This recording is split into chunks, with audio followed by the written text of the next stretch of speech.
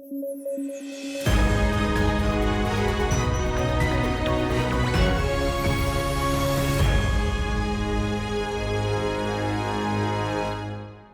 News at 9 programme में आपका स्वागत है। मैं हूं अमृत उपाध्याय। आइए जल्दी से देखें आज के हेडलाइंस। 12 मार्च 1930 को शुरू हुई थी महात्मा गांधी की दांडी यात्रा। स्वतंत्रता आंदोलन के इतिहास में टर्निंग पॉइंट थी दांडी यात्रा। वैश्विक मीडिया ने किया था cover. Prime minister Narendra Modi ने दिया महासागर विजन। ग्लोबल साउथ के विकास के लिए है ये विजन। मॉरिशस को बताया अहम सहयोगी।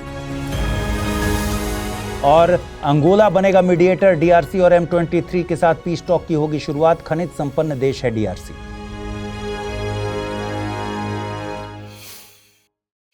आइए शुरू करें।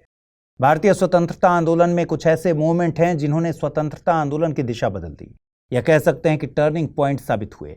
इन्हीं में से एक मूवमेंट है महात्मा गांधी का दांडी मार्च। आज यानी 12 मार्च को महात्मा गांधी के दांडी मार्च के 95 साल हो रहे हैं। इस मौके पर हम बात करेंगे स्वतंत्रता आंदोलन के इतिहास में अहम रहे दांडी मार्च की। यहाँ पर मार्च का मतलब मार्च महीने से नहीं है। मार्च अंग्रेजी भाषा का एक शब्द है जिसका प्रयोग उस इवेंट के लिए किया जाता है जिसमें लोगों द्वारा किसी बात के विरोध में तेजी से कदमताल करते हुए जुलूस निकाला जाता है। दांडी मार्च को हिंदी में दांडी यात्रा कहते हैं। दरअसल 12 मार्च 1930 को महात्मा गांधी ने नमक कर के विरोध में दांडी यात्रा की शुरुआत की थी।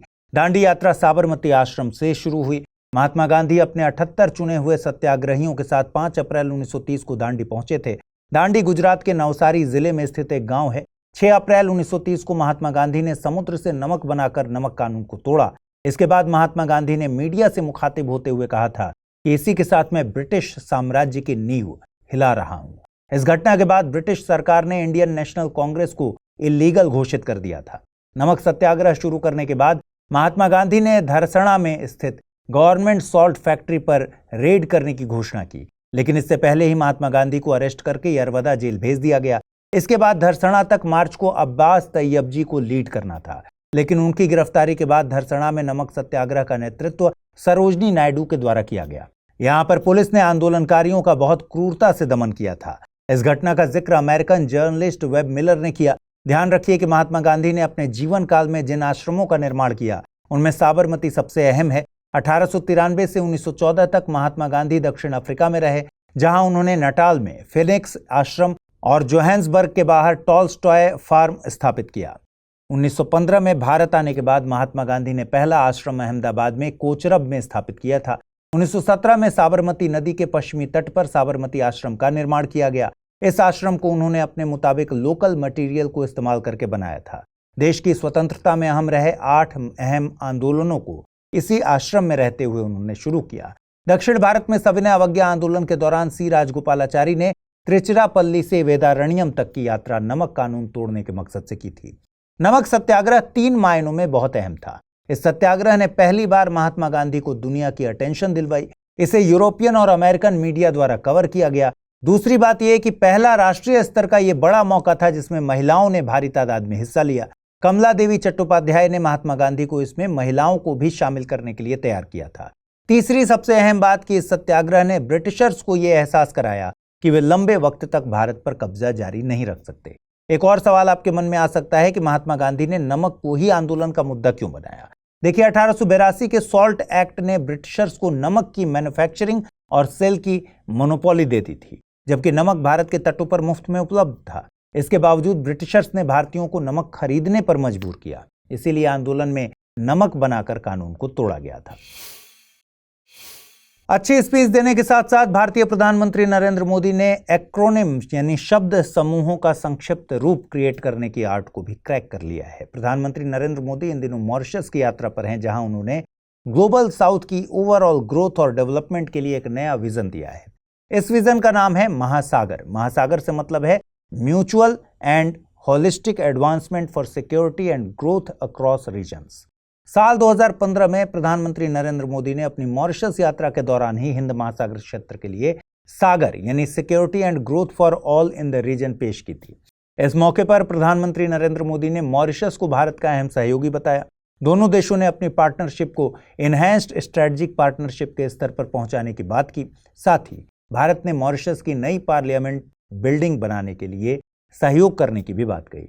इस यात्रा के दौरान प्रधानमंत्री नरेंद्र मोदी ने Atal Bihari Vajpayee Institute of Public Service and Innovation का शुभारंभ किया। रिसर्च के लिए डेडिकेटेड इस इंस्टीट्यूट के निर्माण के लिए भारत ने फंडिंग की है। इस दौरान प्रधानमंत्री नरेंद्र मोदी को मॉरिशस के सर्वोच्च राष्ट्रीय अवार्ड से सम्मानित किया गया। आपको बता दें कि ग्लोबल साउथ में आमतौर पर वे देश शामिल हैं जिन्हें विकासशील देशों की श्रेणी में रखा जाता है। ये देश आमतौर पर दुनिया के सदर्न हेमिस्फीयर यानी दक्षिणी गोलार्ध में हैं। ये देश एशिया, अफ्रीका और लैटिन अमेरिका से ताल्लुक रखते हैं। इन देशों में गरीबी, आय में ज्यादा असमानता, कम जीवन प्रत्याशा और जीवन की कठिन परिस्थितियां मौजूद होती हैं। वहीं ग्लोबल नॉर्थ से मतलब है अमीर और विकसित देशों से। ये देश आमतौर पर नॉर्दर्न हेमिस्फीयर यानी उत्तरी गोलार्ध में स्थित हैं और ये देश उत्तरी अमेरिका, यूरोप और ओशनिया से ताल्लुक रखते हैं। आपको बता दें कि ग्लोबल साउथ की अवधारणा भौगोलिक से ज्यादा जियोपॉलिटिकल यानी भू राजनीतिक है।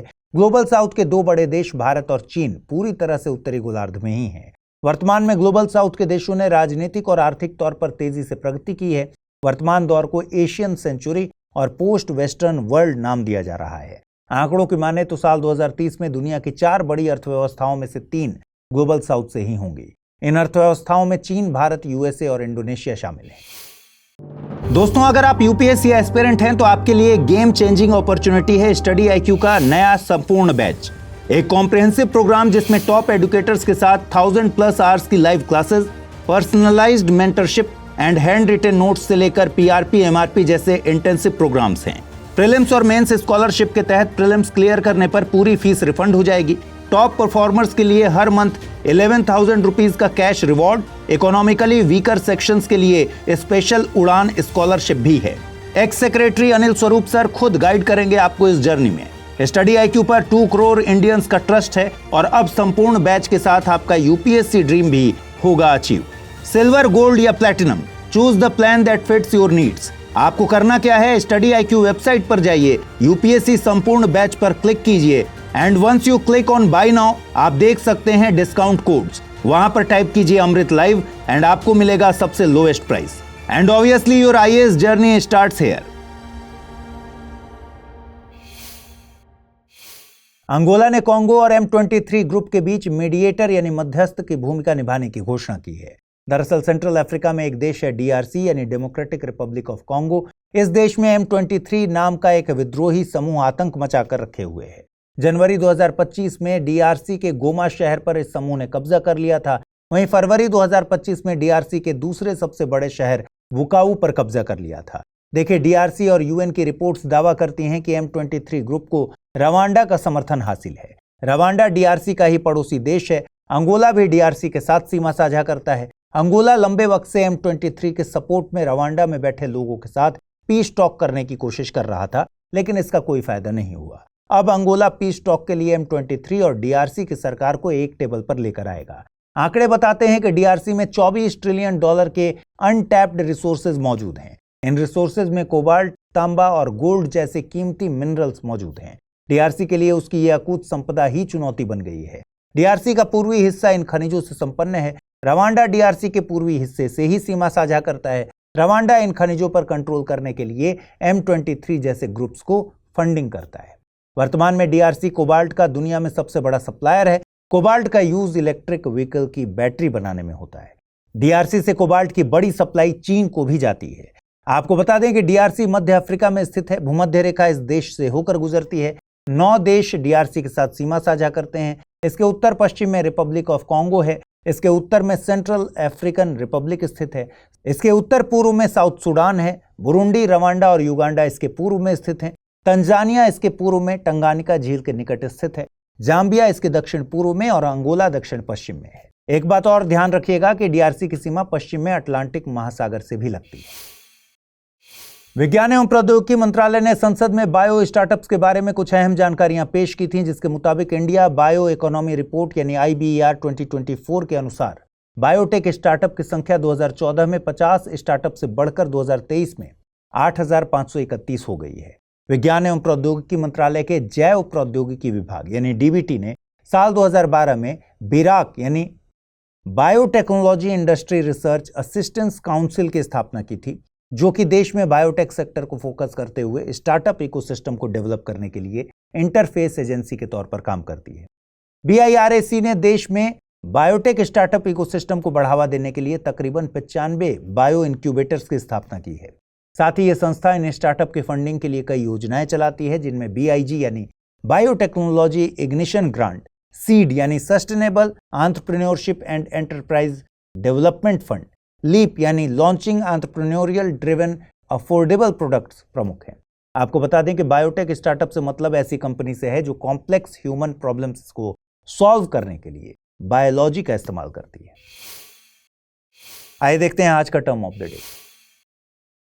आज का टर्म ऑफ द डे है नाबार्ड। नाबार्ड से मतलब है national bank for agriculture and rural development. ग्रामीण अर्थव्यवस्था को बूस्ट प्रदान करने में इंस्टीट्यूशनल क्रेडिट यानी संस्थागत लोन की अहम भूमिका होती है। इसी के मद्देनजर सरकार ने 1979 में श्री बी शिवरमन की अध्यक्षता में एक कमेटी गठित की थी। इसका मकसद कृषि और ग्रामीण विकास के लिए मौजूदा इंस्टीट्यूशनल क्रेडिट की व्यवस्था को रिव्यू करना था। समिति ने नवंबर 1979 में अपनी रिपोर्ट सौंपी और ग्रामीण विकास के लिए एक नई संस्था के गठन की सिफारिश की। इन सिफारिशों के चलते सरकार ने 1981 के नाबार्ड एक्ट के जरिए नाबार्ड के गठन को मंजूरी दी थी। नाबार्ड अपने अस्तित्व में 12 जुलाई 1982 को आया। नाबार्ड को RBI के कृषिगत ऋण कार्य सौंपे गए थे। इसके अलावा उस वक्त agricultural refinance and development corporation नाम की संस्था के काम भी नाबार्ड को ही सौंपे गए थे। वर्तमान में नाबार्ड पूरी तरह से भारत सरकार के तहत है। इसका विजन ग्रामीण समृद्धि को बढ़ाना है। नाबार्ड कृषि और ग्रामीण विकास के लिए गठित की गई एक विशेषीकृत बैंक है। आइए देखते हैं आज के रैपिड न्यूज में क्या है खास। नासा ने कैलिफोर्निया से स्फेयर एक्स टेलीस्कोप लॉन्च किया। इसका मकसद यूनिवर्स की उत्पत्ति को समझना और मिल्की वे गैलेक्सी में छिपे पानी की खोज करना है। इसे स्पेसएक्स फाल्कन 9 रॉकेट के जरिए अंतरिक्ष में भेजा गया। यह टेलीस्कोप 2 साल तक 450 मिलियन गैलेक्सीज और 100 मिलियन सितारों का डेटा इकट्ठा करेगा। इसके बाद ये 102 अलग अलग रंगों में यूनिवर्स का 3D नक्शा बनाएगा। साइंटिस्ट इस टेलीस्कोप से कॉस्मिक इन्फ्लेशन के बारे में भी जानना चाहते हैं, जो 13.8 अरब साल पहले बिग बैंग के तुरंत बाद हुआ था। इसके साथ ही नासा ने पंच यानी Polarimeter to Unify the Corona and Heliosphere mission के तहत 4 छोटे सैटेलाइट भी भेजे हैं, जो सूरज की बाहरी परत और सोलर विंड की स्टडी करेंगे। Jayashree Venkatesan wetland wise use के लिए रामसर अवार्ड जीतने वाली पहली भारतीय बनी। जयश्री केयर अर्थ ट्रस्ट की सह संस्थापक हैं और उनकी पूरी टीम में केवल महिलाएं हैं, जिससे महिलाओं को तकनीकी ज्ञान और नेतृत्व के अवसर मिल रहे हैं। यह पुरस्कार उन लोगों को दिया जाता है जो वेटलैंड्स के सतत प्रबंधन में अहम योगदान देते हैं। जयश्री वेंकटेशन ने चेन्नई के पल्लीकरनई मार्च के संरक्षण में दशकों तक काम किया, जिसकी वजह से फिलहाल ये आर्द्र भूमि, वनस्पतियों और जीवों की 300 से अधिक प्रजातियों का घर है। यहाँ ध्यान रखने की जरूरत है कि वाइज यूज का मतलब वेटलैंड को बचाते हुए उसका सतत उपयोग करना है। कर्नाटक ने अपने एनर्जी कंजर्वेशन और एफिशिएंसी टारगेट को तय समय से पहले ही हासिल कर लिया है। दरअसल कर्नाटक को 2027 तक 744 मिलियन किलोवाट आवर यूनिट्स बचाने का टारगेट दिया गया था, लेकिन पहले ही कर्नाटक ने 800 मिलियन से अधिक यूनिट्स सेव कर लिए हैं। बता दें कि KREDL यानी Karnataka renewable energy development limited इस पॉलिसी को लागू करने की जिम्मेदारी संभालती है। ये उपलब्धि बिजली की खपत कम करने, लागत बचाने और सतत ऊर्जा उपयोग को बढ़ावा देने में मदद करेगी। साथ ही कर्नाटक का ये अचीवमेंट बाकी राज्यों के लिए भी एक मिसाल पेश करता है। आर्टिफिशियल इंटेलिजेंस यानी AI आधारित डिजिटल ट्विन्स तकनीक बुनियादी ढांचे की योजना और डिजाइन को बेहतर बना सकती है। दरअसल ट्रेडिशनल तरीकों में डेटा बिखरा हुआ होता है, जिससे योजनाएं पूरी तरह प्रभावी नहीं होती। वहीं डिजिटल ट्विन्स तकनीक में रियल टाइम डेटा का इस्तेमाल किया जाता है, जिससे सभी क्षेत्रों से जानकारी इकट्ठा करके एक बेहतर योजना बनाई जाती है। इसके अलावा यह तकनीक संसाधनों की निगरानी में भी मदद करती है, जिससे संसाधनों का सही उपयोग और बुनियादी ढांचे की मजबूती सुनिश्चित होती है। आपको बता दें कि दूरसंचार विभाग ने संगम डिजिटल ट्विन पहल शुरू की है, जिसका मकसद बुनियादी ढांचे की योजना और डिजाइन को बेहतर बनाना है और भौतिक संपत्तियों की वर्चुअल इमेज को तैयार करना है, ताकि उनकी निगरानी और प्रबंधन में मदद मिल सके। 6G तकनीक को लेकर अलग अलग कयास लगाए जा रहे हैं, लेकिन अभी ये डेवलपमेंट फेज में है और 2030 तक उपलब्ध होने की उम्मीद है। प्रधानमंत्री नरेंद्र मोदी ने 2023 में भारत 6G विजन दस्तावेज जारी किया था। इसके लिए दूरसंचार विभाग ने भारत 6G अलायंस भी बनाया है। आपको बता दें कि 2G में 900 से 1800 मेगाहर्ट्ज का बैंड होता है। 3G में इस बैंड को 2100 मेगाहर्ट्ज तक बढ़ाया गया। 4G में इसकी लिमिट 2.6 गीगाहर्ट्ज तक हो गई। 5G में मल्टीपल बैंड्स जैसे 700 मेगाहर्ट्ज, 1.8 गीगाहर्ट्ज, 3.5 गीगाहर्ट्ज और 26 गीगाहर्ट्ज शामिल हैं। 6G तकनीक, जिसे IMT यानी इंटरनेशनल मोबाइल टेलीकम्युनिकेशंस 2030 भी कहा जाता है, फिलहाल इसके लिए नए फ्रीक्वेंसी बैंड पर विचार किया जा रहा है। आइए देखते हैं आज के बुलेटिन पर आधारित सवाल। पहला सवाल है, खबरों में रहे गोमा और बुकावू शहर स्थित हैं Angola, Rwanda, Democratic Republic of Congo या फिर सीरिया। अगला प्रश्न है, रामसर अवार्ड जीतने वाली पहली भारतीय महिला निम्नलिखित में से कौन है? जयश्री वेंकटेशन, पूर्णिमा बनर्जी, वंदना शिवा या फिर मेधा पाटकर। आइए देखें पिछले बुलेटिन में मैंने कौन से सवाल पूछे, उनके सही जवाब क्या है। पहला सवाल था, एपीकल्चर क्या है? जलीय जीवों का संवर्धन, झींगा का संवर्धन, लाख कीट का संवर्धन या फिर मधुमक्खी का संवर्धन। सही जवाब है विकल्प डी यानी मधुमक्खी का संवर्धन। अगला प्रश्न था, निम्नलिखित कथनों पर विचार कीजिए। राष्ट्रीय जलमार्ग 44 भारत का सबसे लंबा जलमार्ग है। राष्ट्रीय राजमार्ग 1 भारत का सबसे लंबा राष्ट्रीय राजमार्ग है। सही कथनों को चुनना था, केवल एक, केवल दो, एक और दो, दोनों, न तो एक नहीं दो। सही जवाब है विकल्प डी यानी दोनों कथन गलत हैं। राष्ट्रीय जलमार्ग 1 भारत का सबसे लंबा जलमार्ग है, वहीं राष्ट्रीय राजमार्ग 44 भारत का सबसे लंबा राष्ट्रीय राजमार्ग है। तो आज इस बुलेटिन में इतना ही। कल रात 9 बजे फिर से आपसे मुलाकात होगी। ख्याल रखिए अपना, ठीक से पढ़ाई कीजिए। आज जो प्रश्न मैंने पूछे उनके सही जवाब भी कमेंट सेक्शन में ज़रूर दीजिएगा। और अगर आपको इस बुलेटिन की पीडीएफ चाहिए तो अमृत उपाध्याय 007 टेलीग्राम चैनल है, जिस पर इसकी पीडीएफ रोज़ाना मिलती है। नमस्कार।